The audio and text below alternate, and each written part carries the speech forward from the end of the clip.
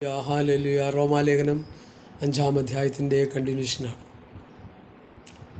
എന്നെ കേൾക്കുന്ന പ്രിയപ്പെട്ടവരെ, ഞാൻ എന്തിനാ ഇത് ഇത്ര ശടിച്ച് പറയുന്നതിൻ്റെ കാരണം, ഞാൻ ഈ വചനം ധ്യാനിച്ചുകൊണ്ടിരുന്നപ്പോൾ എനിക്ക് വലിയ സന്തോഷം തോന്നി. മരണം സകല മനുഷ്യരിലും പരന്നിരുന്നു. ആദാം മുതൽ മോശ വരെ മരണം വാണിരുന്നു. മരണം പരന്നിരുന്നു, മരണം വാണിരുന്നു. ഹല്ലേലൂയ. എന്നാൽ യേശുക്രിസ്തു വന്നപ്പോൾ എന്തു പറ്റി? കർത്താവ് പറഞ്ഞു, എന്നിൽ വിശ്വസിക്കുന്നവൻ മരിച്ചാലും ജീവിക്കും. അപ്പോൾ പഴയ നിയമത്തിലെ ഭക്തന്മാർക്ക് എങ്ങനെയാണ് അവരുടെ ആത്മരക്ഷ? സങ്കീർത്തനം 50:5 യാഗം കഴിച്ച് നിയമം ചെയ്ത വിശുദ്ധന്മാരെ എൻ്റെ അടുക്കൽ കൂട്ടുവിൻ. അവർ യാഗം കഴിച്ച് നിയമം ചെയ്തു. യേശുക്രിസ്തുവിൻ്റെ ലോകത്തെ പാപത്തെ ചുമന്നൊഴിക്കുന്ന ദൈവത്തിൻ്റെ കുഞ്ഞാടായി യേശുക്രിസ്തു വന്ന് മരിച്ച് അടക്കപ്പെട്ട് ഉയർത്തെഴുന്നേറ്റ് ആ സംഭവം നടക്കുന്നത് വരെയും യേശുക്രിസ്തുവിന് നിഴലായ കാളക്കുട്ടിയെയും ആട്ടുംകൂറ്റനെയും അതുപോലുള്ള മൃഗങ്ങളെയും മാവുതരി ഇങ്ങനെയുള്ള ന്യായപ്രമാണം തെറ്റിക്കുമ്പോൾ അനുശാസിക്കുന്ന ആ വസ്തു കൊണ്ടുവന്ന് യാഗം അർപ്പിച്ചുകൊണ്ടിരുന്നവർക്ക് യാഗം കഴിച്ച നിയമം ചെയ്ത വിശുദ്ധന്മാരെ എൻ്റെ അടുക്കൽ കൂട്ടിവരുന്നുള്ള ദൈവവചന വ്യവസ്ഥ പ്രകാരം യേശുക്രിസ്തുവിന് നിഴലായി ആത്മീയ യാഗം കഴിച്ചുകൊണ്ടിരുന്നവരെ കർത്താവ് നിത്യതയിലേക്ക് പ്രവേശിപ്പിക്കും. അല്ലാത്തവരുടെ കാര്യം കട്ടപ്പൊഹ. Hallelujah, hallelujah. കാരണം അവിടെ കൂട്ടാൻ പറഞ്ഞ യാഗം കഴിച്ച് നിയമം ചെയ്ത വിശുദ്ധന്മാരെ കൂട്ടാൻ പറഞ്ഞത്, മറ്റുള്ളവരെയല്ല. അവർക്ക് കൊടുത്ത യാഗം അക്ഷരിക യാഗം, നമുക്ക് തന്ന യാഗം ആത്മീയ യാഗം. അതുപോലും മനസ്സിലാക്കാൻ കഴിയാത്ത വിശ്വാസി പൊത്തവും പിടിച്ചുകൊണ്ട് നടക്കുന്നെന്ന് പറയുമ്പോൾ ലജ്ജിച്ച് തല നിലത്ത് മുട്ടിക്കണം. നമ്മുടെ യാഗം എന്താ? സൗരന്മാരെ, ഞാൻ ദൈവത്തിൻ്റെ മനസ്സിലോപ്പിച്ച് നിങ്ങളെ പ്രബോധിപ്പിക്കുന്നത്, നിങ്ങൾ ബുദ്ധിയുള്ള ആരാധനയായി നിങ്ങളുടെ ശരീരങ്ങളെ ജീവനും വിശുദ്ധിയും ദൈവത്തിന് പ്രസാദമുള്ള യാഗമായി സമർപ്പിപ്പീൻ. ഏതാ നമ്മുടെ യാഗം? റോമാലേഖനം 12-ാം അധ്യായത്തിൻ്റെ 1-2 വാക്യം. ഈ ലോകത്തിൻ്റെ അന്വരാകാതെ നന്മയും പൂർണ്ണതയും പ്രസാദമുള്ള ദൈവഹിതമെന്ന് തിരിച്ചറിയാൻ മനസ്സുബുദ്ധിക്ക് രൂപാന്തരപ്പെട്ടുകൊണ്ടിരിക്കുക. അല്ലേ? അതാ നമ്മുടെ യാഗം. നമ്മുടെ യാഗവും ഇസ്രയേലിൻ്റെ യാഗവും തമ്മിൽ വ്യത്യാസമുണ്ട്. നമ്മുടെ ആരാധനയും അവരുടെ ആരാധനയും തമ്മിൽ വ്യത്യാസമുണ്ട്. നമ്മുടെ പ്രമാണവും അവരുടെ പ്രമാണവും തമ്മിൽ വ്യത്യാസമുണ്ട്. നമ്മുടെ രീതികളും അവരുടെ രീതികളും തമ്മിൽ വ്യത്യാസമുണ്ട്. ഈ വ്യത്യാസത്തെയാണ് മത്തായിയുടെ സുവിശേഷം 5-ാം അധ്യായം ഗിരിപ്രഭാഷണത്തിൽ കർത്താവ് പൊളിച്ചു കളയുന്നത്. കണ്ണിന് കണ്ണ്, പല്ലിന് പല്ല്, ഞാനോ നിങ്ങളോട് പറഞ്ഞ് ശത്രുക്കളെ സ്നേഹിക്കാൻ. ഇവിടെ സംഘടന വ്യത്യാസമില്ല. അങ്ങോട്ടും ഇങ്ങോട്ടും സംഘടന നമ്മൾ പോരടിച്ച് വക്കീലിനെ സമ്പാദിച്ച് രക്ഷിക്കപ്പെട്ട വക്കീലിനെ കൊണ്ടാണ് കോടതി പോകുന്നത്. അതാണ് അതിൻ്റെ രസം. നാണമില്ലേ നിങ്ങൾക്ക്? ലജ്ജയില്ലേ? രക്ഷിക്കപ്പെട്ട് പരിശുദ്ധാംശം പ്രാപിച്ച് അന്യഭാഷ പറഞ്ഞുകൊണ്ടിരിക്കുന്ന വക്കീലിനെയും കൊണ്ടാണ് കൂട്ടു സഹോദരനെതിരെ വ്യവഹരിക്കാനായിട്ട് കോടതി പോകുന്നത്. അടുത്തൊന്ന് വായിച്ചു തരട്ടെ. നമ്മുടെ ലജ്ജയ്ക്കായിട്ട് ഞാനൊന്ന് വായിച്ചു തരട്ടെ. ഈ കേൾക്കുന്ന പ്രിയപ്പെട്ടവരെ, ഈ കോടതിയും കേസുമായിട്ട് പോകുന്നവർ ആരെങ്കിലും ഉണ്ടെങ്കിൽ അതിൽ നിന്ന് പെട്ടെന്ന് രക്ഷപ്പെട്ടോ, അല്ലെങ്കിൽ നിന്നെ കാത്തിരിക്കുന്നത് നരകക്കുഴിയാണ്. Hallelujah, hallelujah. കൊരിന്ത്യർ ലേഖനം 6-ാം അധ്യായം 1 കൊരിന്ത്യർ 6, നിങ്ങളിൽ ഒരുത്തന് മറ്റൊരുത്തനോട് വ്യവഹാരമുണ്ടെങ്കിൽ വിശുദ്ധന്മാരുടെ മുമ്പാകെയല്ല അഭക്തന്മാരുടെ മുമ്പാകെ വ്യവഹാരത്തിന് പോകാൻ തുനിയുന്നുവോ? വിശുദ്ധന്മാർ ഈ ലോകത്തെ വിധിക്കുമെന്ന് നിങ്ങൾ അറിയുന്നില്ലയോ? ലോകത്തെ നിങ്ങൾ വിധിക്കുമെങ്കിൽ ഏറ്റവും ചെറിയ സംഗതികളെ വിധിപ്പാൻ നിങ്ങൾ അയോഗ്യരോ? നാം ദൂതന്മാരെ വിധിക്കുമെന്ന് നിങ്ങൾ അറിയുന്നില്ലയോ?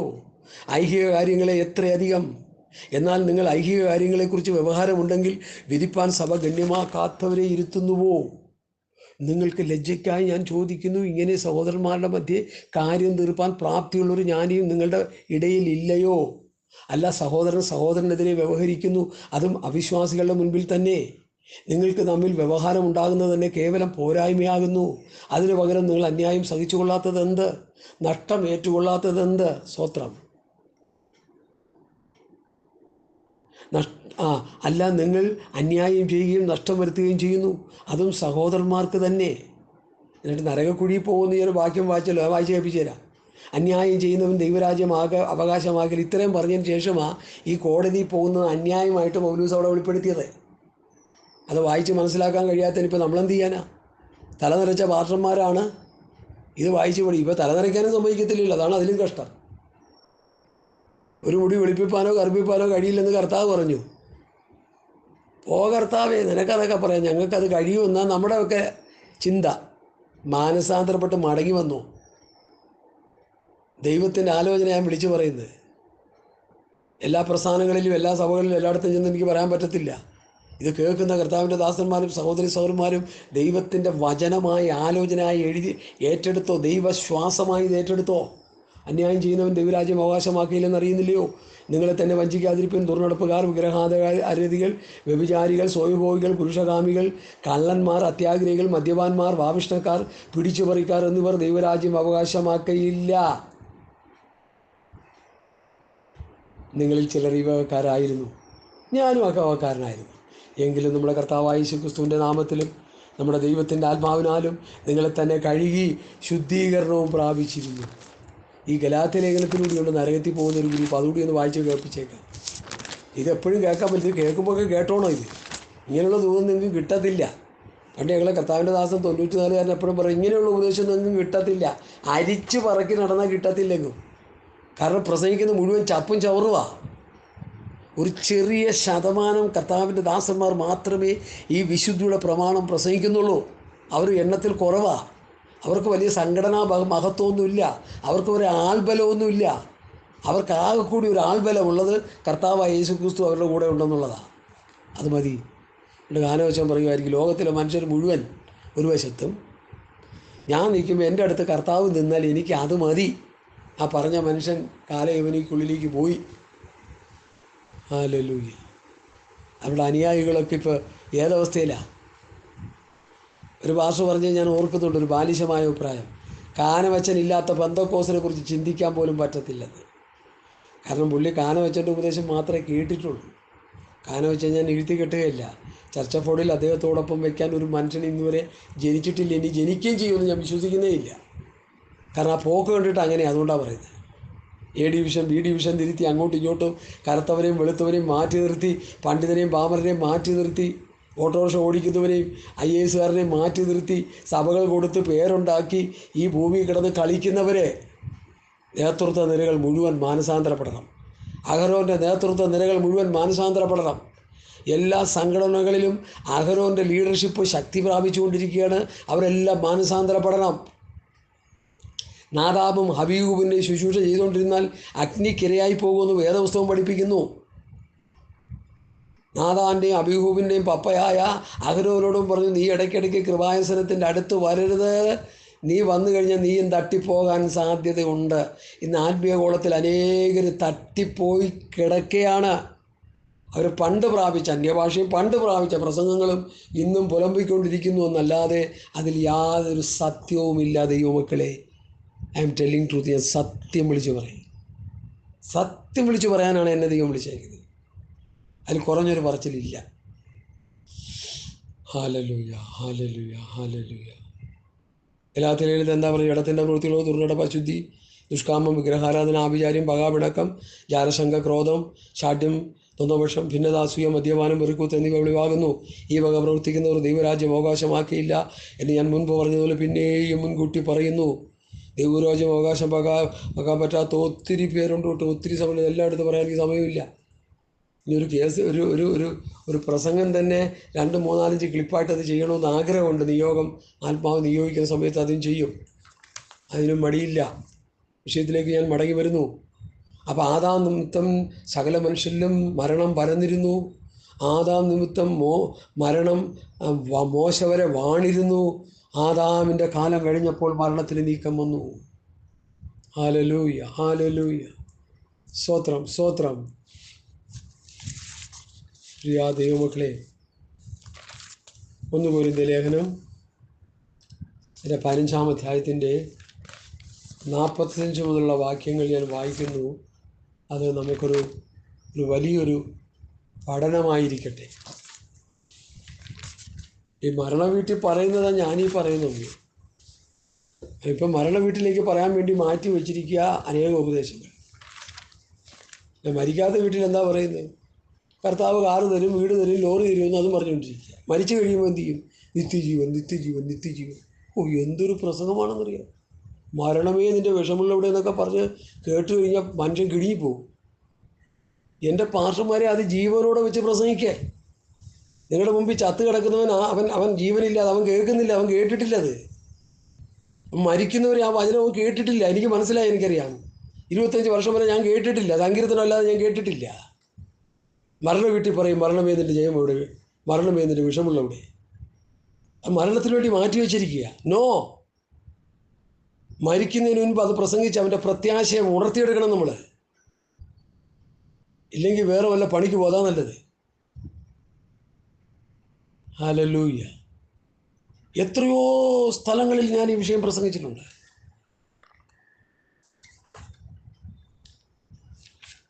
ഒന്ന് 15-ാം അധ്യായത്തിൻ്റെ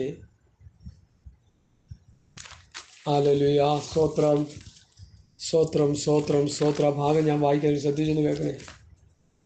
45 മുതൽ 50 വരെ. ഒന്നാം മനുഷ്യനെ ആദാം ജീവനുള്ള ദേഹിയായി തീർന്നു എന്ന് എഴുതിയിരിക്കുന്നുവല്ലോ. ഒടുക്കത്തെ ആദാം ജീവിപ്പിക്കുന്ന ആത്മാവായി. കണ്ടോ, ഒന്നാം മനുഷ്യൻ ജീവനുള്ള ദേഹിയായി തീർന്നു എന്ന് എഴുതിയിരിക്കുക. അല്ല, ഒടുക്കത്തെ ആദാം ജീവിപ്പിക്കുന്ന ആത്മാവായി. ഒന്നാം മനുഷ്യൻ കൊല്ലുന്ന മനുഷ്യനാണെന്നുണ്ട് ഇവിടെ. എന്നാൽ ആത്മീയമല്ല, പ്രാകൃതമത്രേ ഒന്നാമത്തത്. ആത്മീയം പിന്നത്തേതിൽ വരുന്നു. ഒന്നാം മനുഷ്യൻ ഭൂമിയിൽ നിന്ന് മണ്ണുകൊണ്ടുള്ളവൻ, രണ്ടാം മനുഷ്യൻ സ്വർഗത്തിൽ നിന്നുള്ളവൻ. മണ്ണുകൊണ്ടുള്ളവനെ പോലെ മണ്ണുകൊണ്ടുള്ളവരും സ്വർഗീയന്മാരെ പോലെ സ്വർഗീയന്മാരുമാകുന്നു. നാം മണ്ണുകൊണ്ടുള്ളവൻ്റെ പ്രതിഭ ധരിച്ചതുപോലെ സ്വർഗീയൻ്റെ പ്രതിഭയും ധരിക്കും. അതാ അവിടുത്തെ വിഷയം. അപ്പം മരണം യേശുക്രിസ്തുവിലൂടെ മാറ്റപ്പെടുകയാണ്. അത് തന്നെയാണ് റോമാലേഖനം 5-ാം അധ്യായം പഠിപ്പിക്കുന്നത്. ഹല്ലേലൂയ.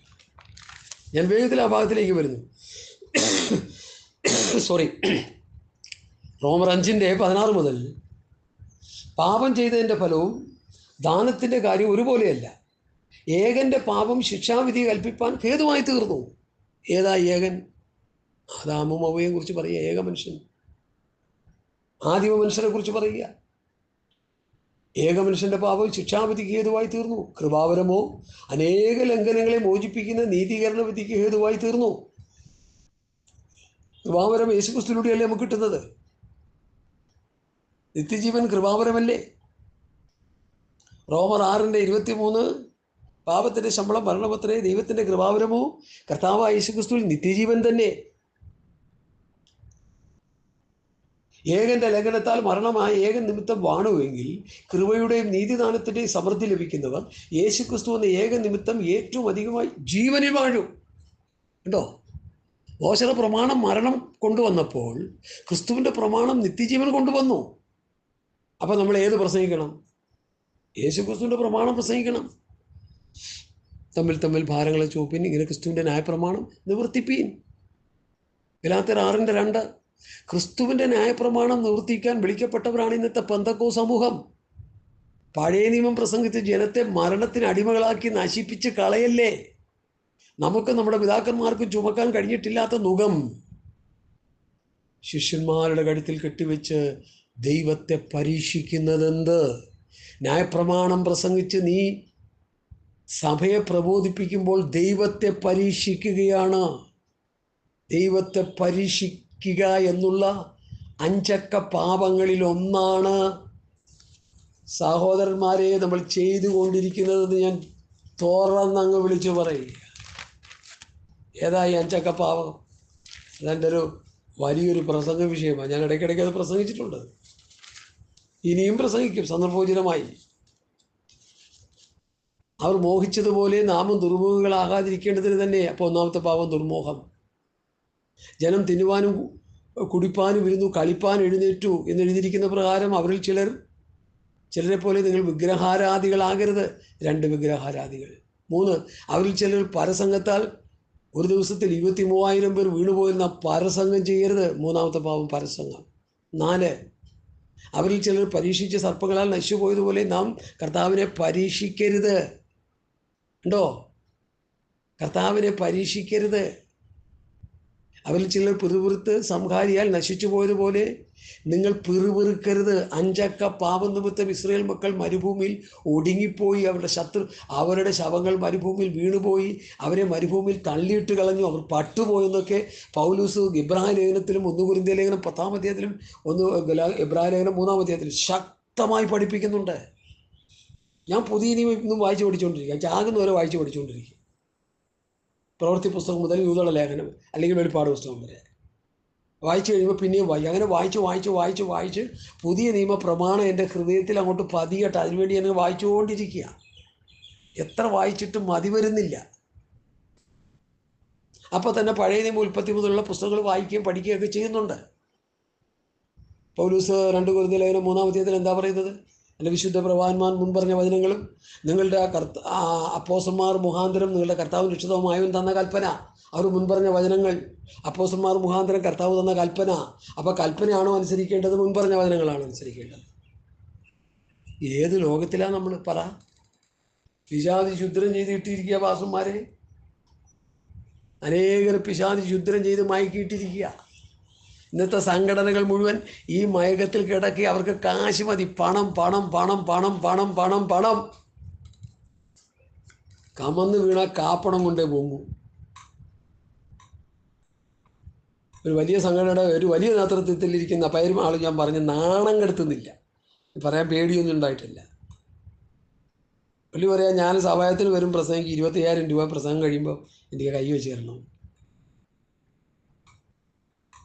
ചൂരവടിക്ക് അടിച്ചു വിടണം, ചൂരവടിക്ക്. അപ്പോൾ ചോദിക്കും, പാസ്റ്റർ എന്താ ഇത്ര ഗൗരവത്തിൽ പറയുന്നത്?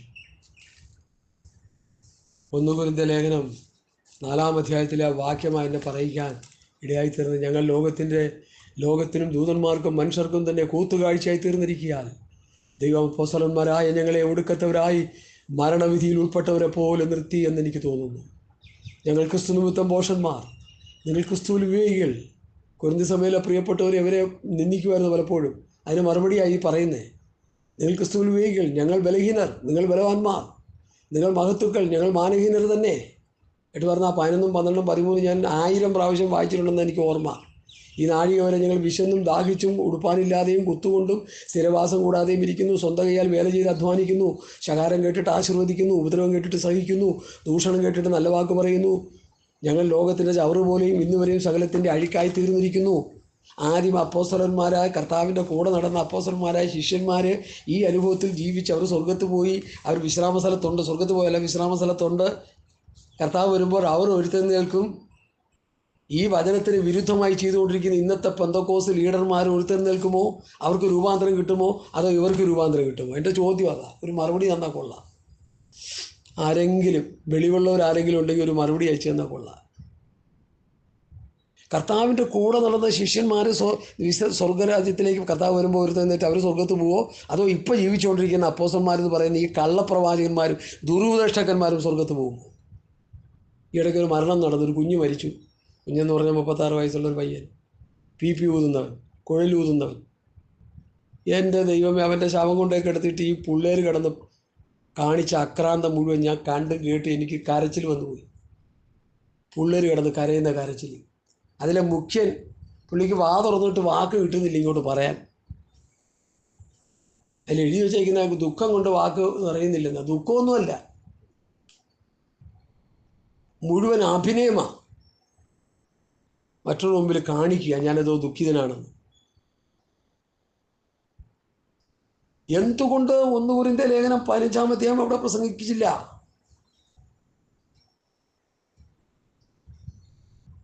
യേശുക്രിസ്തുവിൽ വിശ്വസിക്കുന്ന മരിച്ചാലും ഉയർത്തെഴുന്നേൽക്കുമെന്ന് വചനത്തിലൂടെ ആധികാരികമായി എന്തുകൊണ്ട് അവരത് വചനമെടുത്ത് അവിടെ പറഞ്ഞില്ല? കുറെ ചിലരൊക്കെ ചില വാക്കുകൾ ഉപയോഗിച്ചു പോയി എന്നുള്ളതല്ലാതെ.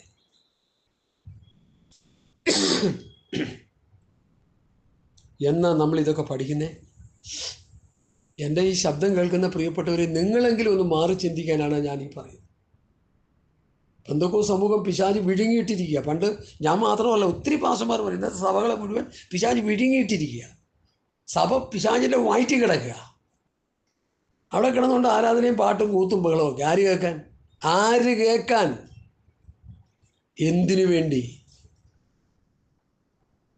ഈ ഗുണമില്ലാത്ത പ്രസംഗങ്ങളും ഗുണമില്ലാത്ത പ്രസ്താവനകളും ഇനിയെങ്കിലും നിർത്തിയിട്ട് കർത്താവായ യേശുക്രിസ്തുവിൻ്റെ പത്യവചനവും ഭക്തിക്കൊത്ത് ഉപദേശത്തിലേക്ക് സഭകൾ മടങ്ങി വരട്ടെ.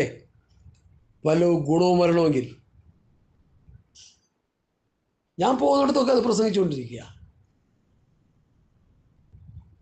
പല സഭകളിലും ചെന്നപ്പോൾ പ്രസംഗിച്ചപ്പോൾ എന്നെ വിലക്കി. 2 വർഷം കഴിഞ്ഞപ്പോൾ ഒരു സഭ പറഞ്ഞു ഇനി ഇവിടെ പ്രസംഗിക്കേണ്ട. ആ കൂടി ഞാൻ പറഞ്ഞു പോയൊരു തെറ്റിതാണ്. തെറ്റല്ല, ഞാൻ പറഞ്ഞ ശരി.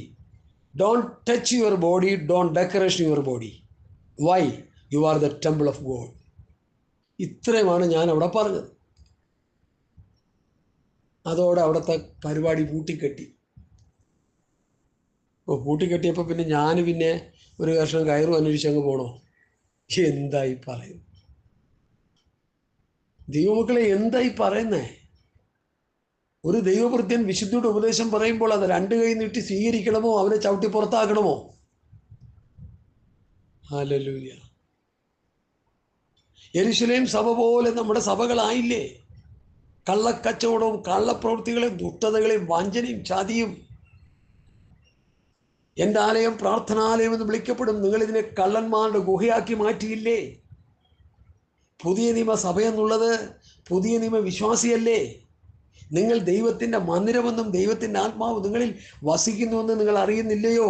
ഞാൻ അവരുടെ ഇടയിൽ പാർക്കുവാൻ അവർക്ക് വിശുദ്ധ മന്ദിരം ഉണ്ടാക്കണം. പുറപ്പാട് പുസ്തകം 25-ാം അധ്യായത്തിൻ്റെ 8-9 വാക്യങ്ങളാണെന്ന് എൻ്റെ ഓർമ്മ. ഞാനൊന്ന് നോക്കട്ടെ. ഹല്ലേലൂയ. സ്തോത്രം സ്തോത്രം സ്തോത്രം. ഞാൻ എടുത്തതും അത് തന്നെ. ഞാൻ അവരുടെ നടുവിൽ വസിപ്പാൻ അവർ എനിക്കൊരു വിശുദ്ധ മന്ദിരം ഉണ്ടാക്കണം. തിരുനിവാസവും അതിൻ്റെ ഉപകരണങ്ങളും ഞാൻ കാണിക്കുന്ന മാതൃകപ്രകാരമൊക്കെയും തന്നെ ഉണ്ടാക്കണം. വ്യത്യാസപ്പെടുത്താൻ പാടില്ല.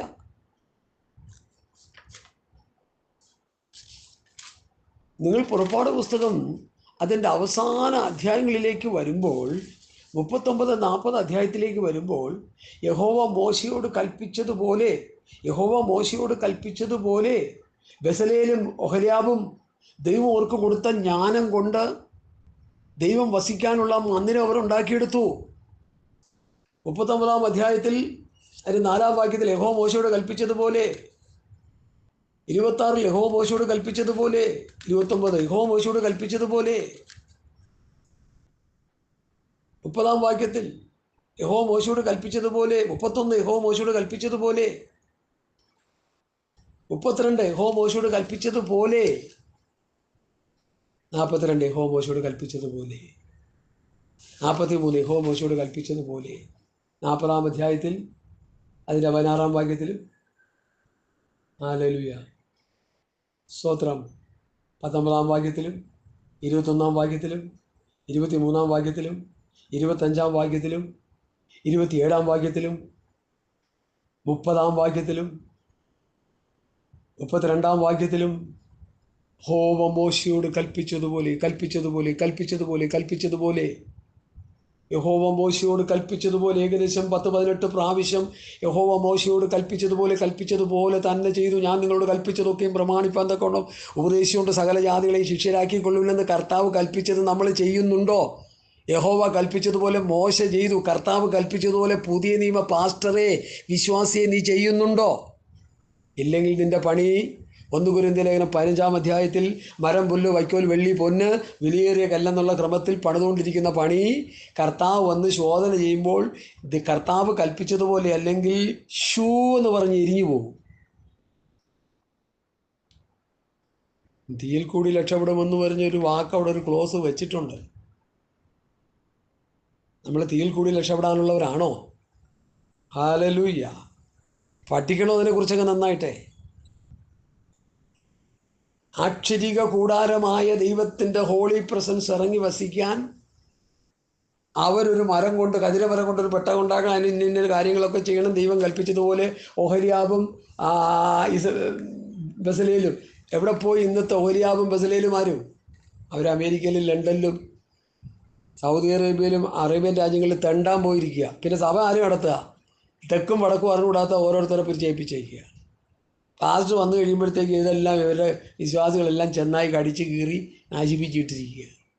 പിന്നെ അവരുടെ അടുക്കലാണ് നമ്മൾ എന്നീ വചനം പറിച്ചിൽ. മനസ്സിലായോ ഞങ്ങളുടെ ബുദ്ധിമുട്ട് എന്താണെന്നുള്ളത്? ഹല്ലേലൂയ. ദൈവം കൽപ്പിച്ചതുപോലെ നിങ്ങൾ ദൈവത്തിൻ്റെ മന്ദിരം, ദൈവത്തിൻ്റെ ആത്മാവ് നിങ്ങൾ വസിക്കുന്നുവെന്നും നിങ്ങൾ അറിയുന്നില്ലയോ? ഞാൻ റോമാലേഖന പഞ്ചായത്തിലേക്ക് വന്ന് എൻ്റെ വാക്കുകൾക്ക് വിരാമമിടട്ടെ. ഹല്ലേലൂയ. ഏകന്റെ പാപം ശിക്ഷാവിധി കൽപ്പിപ്പാൻ ഹേതുവായി തീർന്നു. കൃപാവരമോ അനേക ലംഘനങ്ങളെ മോചിപ്പിക്കുന്ന നീതീകരണ വിധിക്ക് ഹേതുവായി തീർന്നു. ഏകന്റെ ലംഘനത്താൽ ആ മരണം ഏക നിമിത്തം വാണുവെങ്കിൽ മോശ നിമിത്തം നമ്മൾ റോമർ 5 വായിച്ച എന്താ? സകല മനുഷ്യരിലും മരണം പരന്നിരിക്കുന്നു, മരണം ആദാം മുതൽ മോശ വരെ വാണിരുന്നു. എന്നാൽ ഇവിടെ പഴയതിൽ വായിക്കുന്നത് എന്താ? ഏകന്റെ ലംഘനത്താൽ മരണം ഏക നിമിത്തം വാണുവെങ്കിൽ കൃപയുടെയും നീതിദാനത്തിൻ്റെയും സമൃദ്ധി ലഭിക്കുന്നവർ യേശു ക്രിസ്തു എന്ന ഏക നിമിത്തം ഏറ്റവും അധികമായി ജീവനിൽ വാഴും, നിത്യജീവനിൽ വാഴും. അങ്ങനെ ഏകലംഘനത്താൽ സകല മനുഷ്യർക്കും ശിക്ഷാവിധി വന്നതുപോലെ ഏകനീതിയാൽ സകല മനുഷ്യർക്കും ജീവകാരണമായ നീതീകരണവും വന്നു. ഏക മനുഷ്യൻ്റെ അനുസരണക്കേടിലാൽ അനേകർ പാപികളായി തീർന്നതുപോലെ ഏകൻ്റെ അനുസരണത്താൽ അനേകർ നീതിമാന്മാരായി തീരും. അതൊന്ന് പറയേണ്ട ആവശ്യം.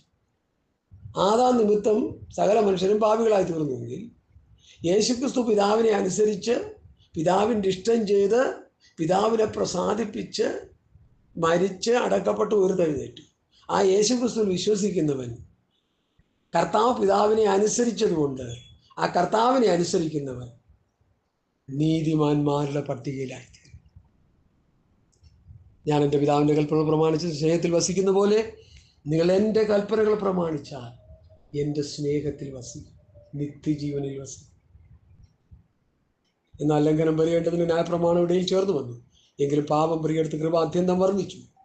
പാപം മരണത്താൽ വാണതുപോലെ കൃപയും നമ്മുടെ കർത്താവായ യേശുക്രിസ്തു മുഖാന്തരം നീതിയാൽ നിത്യജീവനായി വാഴേണ്ടത് തന്നെ. അപ്പൊ ആദാമ്യ മനുഷ്യൻ നിമിത്തം പാപം മരണം വരെ മോശയുടെ പ്രമാണം വരെ വാണു. എന്നാൽ യേശുക്രിസ്തുവിൻ്റെ പ്രമാണം വന്നപ്പോൾ ഇനി യാഗങ്ങളൊന്നും കഴിക്കണ്ട, സർവ്വലോകത്തിൻ്റെയും പാപത്തെ ചുമന്നൊഴിക്കുന്ന ദൈവത്തിൻ്റെ കുഞ്ഞാടാ യേശുക്രിസ്തു മരിച്ചത്. ഒരു സ്കൂളിൽ പോകാത്ത ഉപദേശി ഒരു കവലയിൽ നിന്ന് പ്രസംഗിച്ച ആ പ്രസംഗം കേട്ടാൽ മാത്രം മതി. കൊരിന്ത്യരിൽ പറയുന്ന പ്രസംഗത്തിൻ്റെ പോഷത്വത്താൽ ജനത്തെ രക്ഷിപ്പാൻ ദൈവത്തിന് പ്രസാദം തോന്നി. മനസ്സിലായോ? Hallelujah, hallelujah. കർത്താവിൻ്റെ മഹാകരുണയ്ക്കായി സ്വന്തം. ആദാമ്യ പാപ നിമിത്തം മോശമാണ്, മോശയുടെ കാലഘട്ടം വരെയും മരണം വാണു. എന്നാൽ യേശുക്രിസ്തു വന്ന മരണഭീതിയിൽ നിന്ന് വിടുവിച്ചു എന്നാണ് എബ്രായ ലേഖനത്തിൽ എഴുതിയിരിക്കുന്നത്. മരണമെന്ന് കേൾക്കുമ്പോൾ തന്നെ പേടിച്ച് ചാകുക ഇന്നത്തെ വിശ്വാസികൾ നല്ലൊരു പങ്ക്. കാരണം മരണഭീതിയുള്ള വിശ്വാസികൾ ഇന്ന് നല്ലൊരു കൂടുതലുണ്ട്. മരണാനന്തര ജീവിതത്തെക്കുറിച്ച് അവരെ പഠിപ്പിക്കുന്നില്ല. അതാ അതിൻ്റെ കാര്യമല്ല, വേറൊന്നുമില്ല. വിശ്വാസികൾ നല്ലവരാ, കെട്ടവർ ശുശ്രൂഷകന്മാരായി തീർന്നിരിക്കുക. ഞങ്ങളുടെ ദേവദാസൻ എപ്പോഴും പറയുമായിരുന്നു, ശുശ്രൂഷകന്മാരാണ് ജനത്തെ തെറ്റിച്ചുകൊണ്ടിരിക്കുന്നത്. അയ്യോ, അങ്ങനെ വാക്യമുണ്ടോ? നിങ്ങളെ നടത്തുന്നവർ നിങ്ങളെ തെറ്റിച്ച് കളയുന്നു. വായിച്ചു വന്നു. നടത്തുന്നവരെ തെറ്റി ഞാൻ വായിക്ക് കൊടുത്തു തരാം. നടത്തുന്നവർ നിങ്ങളെ തെറ്റിച്ച് കളയുന്നു. ബഹുമാന പുരസ്സരം ഞാൻ ഭാഷമായിട്ട് പറയുക, നിങ്ങൾ ജനത്തെ തെറ്റിച്ച് കളയുന്നു. തെറ്റിച്ച് നിങ്ങൾ നരകത്തിലേക്കാണ് കൊണ്ടുപോകുന്നത്. സ്വത്രം സ്വത്രം സ്വത്രം. മക്കൾ ജഡരക്തങ്ങളോട് കൂടിയവരാകെ കൊണ്ട് അവനും അവരെ പോലെ ജഡരക്തങ്ങളോട് കൂടിയവനായി. യേശുക്രിസ്തുവിനെ കുറിച്ച് പറയുക എബ്രായ ലേഖനം 2:14-15. കൂടിയവനായി മരണത്തിൻ്റെ അധികാരിയായ പിശാചിനെ തൻ്റെ മരണത്താൽ നീക്കി ജീവപര്യന്തം മരണഭീതിയിൽ അടിമകളായിരുന്നവരൊക്കെയും വിടുവിച്ചു. കണ്ടോ? മരണഭീതിയിലായിരുന്നു, നമുക്ക് വിടുതൽ കിട്ടി യേശുക്രിസ്തുവിലൂടെ. സഹോദരങ്ങളെ, ഞാൻ എന്തിനാ ഇത്ര ശക്തിയോടെ വിളിച്ചു പറയുന്നത്? കാഹളം നുറിച്ച് കർത്താവ് വരാൻ നേരമായി. ഇസ്രയേൽ ഹാമാസിനോട് യുദ്ധം ചെയ്തു. അവരെ വെറുതെ ഉപദ്രവിച്ച വഴിയെ പോണ നായുടെ ചെവിക്ക് പിടിച്ചെന്ന് പറഞ്ഞ പോലെ ലബനോൻ ഹിസ്ബുള്ളയും ഹൂറികളും ചേർന്ന് അവരെ ആക്രമിച്ചു. ഇപ്പോൾ ഇതാ അവരെ തച്ചുടച്ചുകൊണ്ടിരിക്കുക. ഈ സമയത്ത് ഇസ്രയേലിന് വിജയം തന്നെയാണ്, യാതൊരു സംശയമില്ല. ദൈവത്തിൻ്റെ വചനം അങ്ങനെ പഠിപ്പിക്കുന്നു. എന്നാൽ ഒരു കുത്തിയോങ്ങിലേക്ക് നോക്കാൻ വേണ്ടി അവരുടെ പർവ്വതനിരകളിൽ ഗോഗുമാഗോഗിൻ്റെ നേതൃത്വത്തിൽ ഇന്നിപ്പോൾ ഇറാനുമായിട്ട് റഷ്യ സഖ്യം സ്ഥാപിച്ചിരിക്കുക. സോഷ്യൽ മീഡിയയിലൂടെ നിങ്ങളതൊക്കെ കേട്ട് പഠിച്ചുകൊണ്ടിരിക്കുന്നവരാണെന്ന് ഞാൻ വിശ്വസിക്കുന്നു. ഇറാനുമായിട്ട് നേരത്തെ ബന്ധമുണ്ട്. അതൊരു പ്രാവചനിക നിവൃത്തിയാണ് റഷ്യക്ക്. ഇപ്പോൾ അവർ ചങ്ങാത്തം കൂടിയിരിക്കുന്നു. ഇറാനെ തുടരുത്, ഹിസ്ബുള്ളയെ തുടരുത്, ഹമാസിനെ തുടരുത് എന്നൊക്കെ റഷ്യ പറഞ്ഞുകൊണ്ടിരിക്കുക. അതിൻ്റെ കാരണം എന്താ? അവരുമായിട്ടുള്ള സഖ്യത കൂടി ഇസ്രയേൽ പർവ്വത നിരകളിൽ ഗോഗുമാഗോഗിൻ്റെ നേതൃത്വത്തിൽ, റഷ്യയുടെ നേതൃത്വത്തിൽ ഒരു വലിയൊരു സൈന്യം അണിനിരക്കാൻ പോകും. അവർ യഹൂദൻ കുത്തിയവകിലേക്ക് നോക്കി വിലപിക്കുവാൻ അവരിൽ 2/3 കൊന്ന് നശിപ്പിച്ച് 1% ഹല്ലേലൂയ സ്തോത്രം കുത്തിയവകിലേക്ക് നോക്കാനുള്ള പ്രാവചനിക നിവൃത്തിയിലേക്ക് കാര്യങ്ങൾ നീങ്ങിക്കൊണ്ടിരിക്കുന്നു. യഹൂദനെ യഥാസ്ഥാനപ്പെടുത്തുന്ന കാലം വന്നിരിക്കുന്നു. പ്രവൃത്തി പുസ്തകത്തിൽ ആ പ്രസംഗഭാഗം നിങ്ങൾ കേട്ടോ ഇല്ലെന്ന് എനിക്കറിയില്ല. ഹല്ലേലൂയ. വിശുദ്ധ പ്രവാചകന്മാർ മുഖാന്തരം അരുളി ചെയ്തതൊക്കെയും യഥാസ്ഥാനമാക്കുന്ന കാലം വരുവോളം സ്വർഗവിനെ കൈക്കൊണ്ടതാണ്. ആ കാലം വന്നുകൊണ്ടിരിക്കുക. ഇസ്രയേലിനെ യഥാസ്ഥാനമാക്കുന്ന കാലം വന്നിരിക്കുക. 144,000 ഞങ്ങളാണെന്ന് പറഞ്ഞ് പാട്ടും പാടി തുള്ളി നടക്കുന്ന കുറേ ഭക്തന്മാരുണ്ട് നമ്മുടെ ഈ ലോകത്ത്. എനിക്ക് അവരെ പേരും നാളും അടുത്ത് പറയുന്നില്ല, എനിക്കറിയാമെന്ന് വിചാരിച്ചു. എന്നാൽ മോശെ ഏലിയാവും ഒന്ന് പ്രസംഗിക്കുമ്പോൾ ആ പ്രസംഗം കേട്ട് രക്ഷിക്കപ്പെട്ടു വരുന്ന 144,000 12 ഗോത്രങ്ങളിൽപ്പെട്ടവരാണ് അവരെന്ന് വേദപുസ്തകം സത്യമായി പഠിപ്പിക്കുന്നു. മോശയും ഏലിയാവും ആണെന്ന് വേദപുസ്തകം സത്യമായി പഠിപ്പിക്കുന്നു. തിരുവഴുത്തുകളെ കൂട്ടിക്കളയുക, കൂട്ടിച്ചേർക്കുക, മറിച്ച് കളയുക പെന്തക്കോസ്തുകാരുടെ ഹോബി ആയതുകൊണ്ട് ഞാൻ ആ ഭാഗത്തേക്ക് പോകുന്നില്ല. മോശയും ഏലിയാവും വന്ന് പ്രസംഗിക്കുമ്പോൾ അവർ 144,000 പേര് ആ പ്രസംഗം കേട്ട് മുൻപോട്ട് വരും. അവസാനത്തെ ഇസ്രായേൽ ജനതയുടെ ഒരു രക്ഷയാണ്, ഒരു വിടുതലിൻ്റെ ഒരു ദിവസങ്ങളാണത്. അതിനുള്ള സമയമെല്ലാം ആസന്നമായി. സഭയെടുക്കപ്പെട്ടാൽ മഹോദരകാലം നടക്കുമ്പോൾ സഭ സ്വർഗത്തിൽ മഹോദരകാലത്തിൻ്റെ പകുതിക്ക് സഭ എടുക്കപ്പെടുമെന്ന് ഒരു കൂട്ടർ അങ്ങനെ പ്രസംഗിച്ച് അവരങ്ങ് സായുജ്യം അടഞ്ഞോട്ടെ. വല്ല സായിപ്പിൻ്റെ വല്ലയിടത്തുള്ള പണം കിട്ടണമൊക്കെ വാരിക്കോരി, അല്ലെങ്കിൽ കയ്യിലുള്ള പണം, ഈ പൈസ കൂടുതൽ വന്നു കഴിയുമ്പോൾ ഉപദേശം ഇവർക്ക് സ്വന്തമായിട്ടുണ്ടാവും. അതാണ് ഞാൻ വിചാരിക്കുന്നത്. കോടിക്കണക്കിന് രൂപ സമ്പാദിച്ചു വെച്ചിരിക്കുന്ന ഒത്തിരി പേര് ഈ വേല ചെയ്യുന്നുണ്ട്. അവരൊക്കെ പറയുന്നത് എന്താണെന്ന് വെച്ചാൽ അവരുടേതായ ചില ഉപദേശങ്ങളാണ്. അവർക്ക് കാശ് കൂടി കഴിയുമ്പോൾ സാത്താൻ അവരുടെ തലമണ്ട ഉപയോഗിക്കും. അതുകൊണ്ടാണ് ആ ചെറുപ്പക്കാരനോട് കർത്താവ് പറയുന്നത്, നീ നിനക്കുള്ളത് വിറ്റ് ദരിദ്രർ കൊടുത്തിട്ട് എൻ്റെ പിന്നാലെ വാ. ഇന്നത്തെ പാസ്റ്റർമാരുടെ തലയിലോട്ട് അത് കയറിയിട്ടില്ല. ഞങ്ങളെ ദൈവവചനം പഠിപ്പിച്ച കർത്താവിൻ്റെ ദാസൻ തനിക്കുള്ളത് വിറ്റ് സുവിശേഷ വിലയ്ക്ക് കൊടുത്തിട്ടാണ് കർത്താവിൻ്റെ വചനം പഠിപ്പിച്ചത്. അതുകൊണ്ട് നിർമ്മലമായ വചനം തനിക്ക് ദൈവം കൊടുത്തത്. കോടിക്കണക്കിന് സ്വരൂപിച്ച് വെച്ച വചനം കിട്ടില്ല പ്രിയമുള്ളവരെ. വിറ്റ് ദരിദ്രർ കൊടുക്കുക, യോഗ്യന്മാരായവർക്ക് കൊടുക്കുക. ഹല്ലേലൂയ. ഞാൻ എൻ്റെ വാക്കുകളെ ഇവിടെ ഉപസംഹരിക്കാൻ പോവുകയാണ്. കർത്താവ് വരാറായി, സഭ ചേർക്കപ്പെടാൻ നേരമായി. ഇസ്രയേൽ പർവ്വത നിരകളിൽ ഗോഗുമാഗോഗിൻ്റെ നേതൃത്വത്തിൽ വലിയ യുദ്ധസന്നാഹത്തിന് വേണ്ടി കോപ്പ് കൂട്ടിക്കൊണ്ടിരിക്കുക. അതിനുള്ള സമയം സമാഗതമായി. ആ സമയങ്ങളിലേക്ക് നമ്മളിപ്പോൾ കടന്നുപോയിക്കൊണ്ടിരിക്കുക. ഇസ്രയേൽ പർവ്വത നിരകളിൽ ഇസ്രയേലിനെതിരെ വലിയ യുദ്ധം നടക്കുന്ന സമയത്ത് ആ യുദ്ധത്തിന് മുമ്പ് സഭ എടുക്കപ്പെടുമെന്ന് വേദപണ്ഡിതന്മാർ പറയുന്നു. ആ സഭ എടുക്കപ്പെട്ട് 7 വർഷം മഹോദരകാലം കഴിഞ്ഞാൽ യേശുക്രിസ്തു രാജാവായി ഈ ഭൂമിയെ ഭരിക്കാൻ വരാൻ പോവുകയാണ്. അതെൻ്റെ ഒരു വലിയ പ്രസംഗമാണ്. അതിലേക്ക് ഞാൻ വരുന്ന ദിവസങ്ങളിൽ വരുന്നുണ്ട്. ഞാൻ പഠിച്ചുകൊണ്ടിരിക്കുകയാണ്. വെളിപ്പാട് ദാനിയേൽ ചേർത്ത് പഠിച്ചുകൊണ്ടിരിക്കുക. എൻ്റെ പഠനക്കളരിയാണ് ഈ ദിവസങ്ങളിൽ വെളിപ്പാട് പുസ്തകം, ദാനിയേൽ പ്രവചനം. യേശുക്രിസ്തുവിൻ്റെ 1000 ആണ്ട് വാഴ്ചയിൽ എനിക്കൊരു പങ്ക് കിട്ടണം. ആദ്യം എനിക്ക് കിട്ടേണ്ടത് രൂപാന്തരം, അതിനുശേഷം 1000 ആണ്ട് വാഴ്ചയിലൊരു പങ്ക്, അതിനുശേഷം പുതിയ ആകാശം പുതിയ ഭൂമിയിലൊരു പങ്ക്. ഇതിനു വേണ്ടിയാണ് ഞാൻ ഓടുന്നത്. മറ്റൊന്നും എനിക്ക് വിഷയമല്ല. അതുകൊണ്ട് യേശുക്രിസ്തുവിലൂടെ മരണവും പാപവും ശാപവും ഈ ഭൂമിയിൽ സ്വത്രം ആദിമ മനുഷ്യനായ ആദാമും ഹവ്വയും നിമിത്തവും പാപവും ശാപവും മരണവും ഈ ഭൂമിയിൽ കൊടികുത്തിവാണുവെങ്കിൽ അത് മുഴുവൻ എടുത്തു മാറ്റുവാൻ യേശുക്രിസ്തുവിലൂടെ പിതാവാം ദൈവം പദ്ധതിയിട്ടിരിക്കുക. യേശുക്രിസ്തുവിലൂടെ സകല ശാപവും മാറ്റപ്പെടും. യേശുക്രിസ്തുവിൻ്റെ പരമയാഗത്തിൽ വിശ്വസിക്കുമ്പോൾ തന്നെ നിന്റെ ശാപം മാറും. പിന്നെ കത്രിക കൊണ്ടുവന്ന് മുറിച്ച്, ആപ്പിൾ കൊണ്ടുവന്ന് മുറിച്ച്, മത്തങ്ങ കൊണ്ടുവന്ന് മുറിച്ച് ശാപം മാറ്റാനായിട്ട് ഇറങ്ങിയിരിക്കുന്ന കള്ളപ്രവാചകന്മാർ, ദുർഭ്രഷ്ടന്മാരുടെ കെണിയിൽ വീണു പോകരുതെന്ന് ഞാൻ ദൈവനാമത്തിൽ ഓർപ്പിക്കുന്നു. അവർക്ക് വേണ്ടി ഒരു വാക്യം 2 പത്രോസ് വായിക്കാൻ സമയമില്ല. 3-ാം അധ്യായത്തിൻ്റെ 1 മുതൽ 3 വരെയുള്ള എടുത്ത് വായിച്ചു.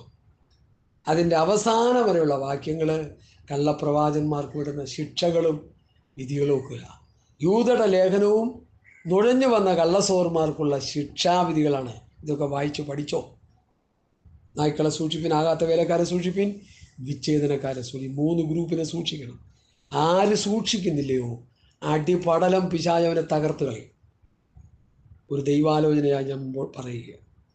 ഈ വചനങ്ങൾ കർത്താവ് നമുക്കൊരു അനുഗ്രഹമായി തീരട്ടെ. റോമാലേഖനം 5-ാം അധ്യായത്തിൻ്റെ പഠനം എന്തുകൊണ്ടും ശ്രേഷ്ഠമായിരുന്നു. ഏകൻ്റെ അനുസരണത്താൽ അനേകർ നീതിമാന്മാരായി തീരും. ഏകൻ്റെ അനുസരണക്കേടിനാൽ അനേകർ പാപികളായി തീർന്നെങ്കിൽ, പോയി നിമിത്തം പാപികളായി തീർന്നെങ്കിൽ, യേശു ക്രിസ്തുവിനെ അനുസരിക്കുന്ന നിമിത്തം നീതിമാന്മാരായി തീരട്ടെ. മരണമെന്ന പ്രതിഭാസം നമുക്കില്ല. ലാസറിൻ്റെ വീട്ടിൽ ചെന്ന് യേശു പറഞ്ഞത്, അവൻ പോകാൻ നേരത്തെ തന്നെ പറഞ്ഞത്, നമ്മൾ ലാസർ നിദ്ര വിട്ടിരിക്കുന്നു, നമ്മൾ ഉണർത്താൻ പോകുന്നു. ശിഷ്യന്മാരും അവരൊക്കെ ചത്തുപോയെന്ന് പറഞ്ഞപ്പോൾ യേശു മരണത്തെക്കുറിച്ച്, തന്നിൽ വിശ്വസിക്കുന്ന ഭക്തന്മാരുടെ മരണത്തെക്കുറിച്ച് യേശു പറഞ്ഞത്, അവർ നിദ്ര കൊള്ളും.